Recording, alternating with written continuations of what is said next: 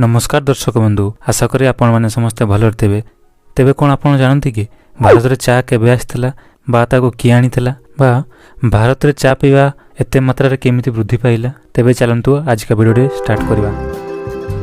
दर्शक बंधु, पौराणिक कथा बा किछि शताब्दी पुराना कथा को देखा गले जना जाय जे सेतेबेले भारतर लोक चा को केवल एक औषध भाव व्यवहार करते। सेबेटार ही भारत में चा तार प्रभाव विस्तार करथिला, किंतु ऑफिशियली भाव में देखा गले चा भारत में प्रथमे 1834 मसीह आसीथिला, जहाको इंग्रेज मैंने आनीथिले। चा भारत में पूर्वर आसाम रे प्रबल मात्रा थिला, तार उपयुक्त व्यवहार होई पर नथिला। इंग्रेज मैंने प्रथमे 1815 मसीह यह उपर नजर पकईथिले, भारतर नहीं विश्व विख्यात करथिले।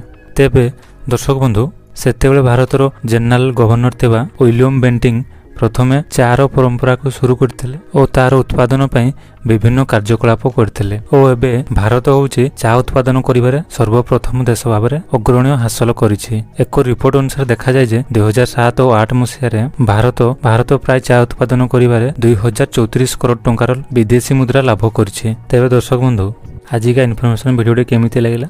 यदि भल लगते आम चैनल को निहाती भाव में सब्सक्राइब करदेवे। आउ आपण मैंने दिन में केते थर चा पियंती निहाती भाव में कमेंट करके आमको जणातु। धन्यवाद।